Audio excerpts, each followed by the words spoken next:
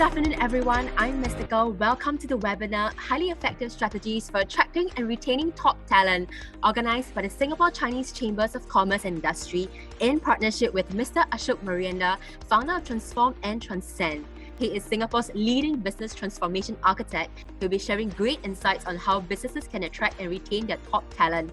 What an interesting and important topic, and I'm sure we can't wait to get started.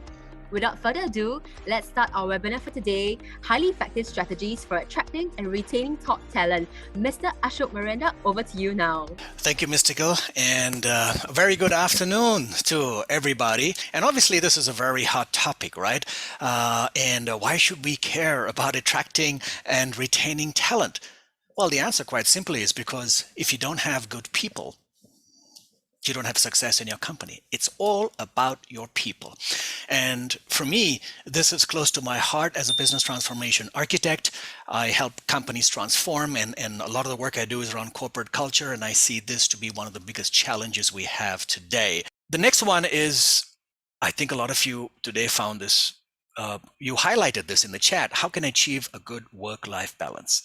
And again, today we realized, in a way, thanks to COVID, that we can manage this, or we can have our own space at home and yet be connected to work. And some of us find it a little challenging, but a lot of us today will be in that sort of mixed environment, and we're coming to terms with that, right? And I see this as going forward. I think we're going to end up in a hybrid situation where we're working 2-3 days at work, and the rest of the time we spend at our leisure wherever we want, and we can work from wherever we want. Technically, many companies were already doing this even before COVID, so they have a huge advantage.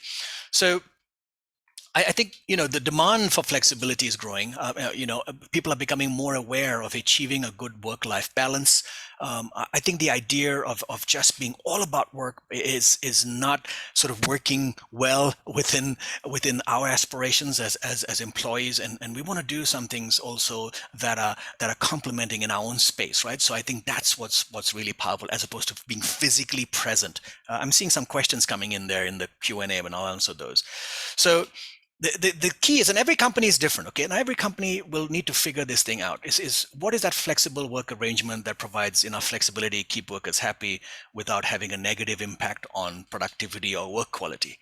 But the days, I think, of certain companies just having everybody coming at 9 and leaving at 6 and not being productive, but just sitting there as a warm body or a bench warmer, I think is gone. We can be super productive in less time, work really smart, and then do the things that we love as well, and wrap that around work. So I think we're seeing this now, work and home and life for 3 different things. I think I see we all coming together in some way. Right, so it's beautifully sort of blended in, and that's where we're headed for. So hybrid work, offsite telecommuting, and some of these companies were already way ahead of the curve, and they were doing this, right?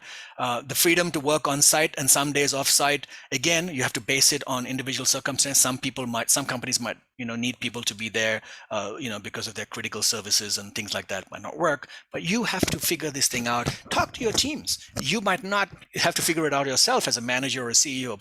Bring your teams into this conversation, right? So, and I always tell companies that, place importance on how employees work rather than where they work. It should be about how they work. and that's what we should go after, not where. Where is becoming irrelevant today. There are apps today like this one. And again, like Mystical said, I'll be sharing my slides after you complete the survey. So please stay back for the link at the end of this talk. Make sure everybody's still here. We'll pass you this information. You'll get my slides as well. Right? Many companies are looking at, there are countries today that are looking at a 4-day work week policy. Right? The countries like New Zealand have initiating a 4-day work week, and compact this into and having 3 days off time. So we're looking at whole new ways that are coming through. High performance isn't about how much you put in, it's really about what you get out, right? So being physically present for that many hours, I think we need to rethink that model of how companies work. Japan is looking at a 4-day work week. Iceland is already mooting this, discussions happening, this ideas. So our world is changing. So we're looking at this becoming a new norm down the line, whether it's going to be implemented or not, but at least these conversations are happening around the world today.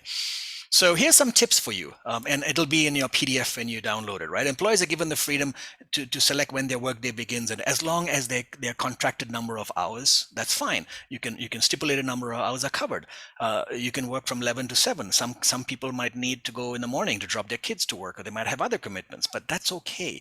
Everybody cannot commit to a 9 to 5. I mean, they divide. Okay, if I have to work 8 hours a day, I will decide on what those hours can be, and I'll get my work done. And people might extend their hours in one day to reduce their hours in another, as long as that. So you need to manage this, and there has to be apps. There are apps for this to be able to do that today. And flexi time can be especially useful for people who need to fit things around other commitments, right? Okay, good. So we're getting some, and there's a hot tip here. I think we're coming to a point where it's flexibility and autonomy. Flexibility and autonomy, right? The freedom to do things at my own terms and my own pace, and the flexibility, and work fits in with that.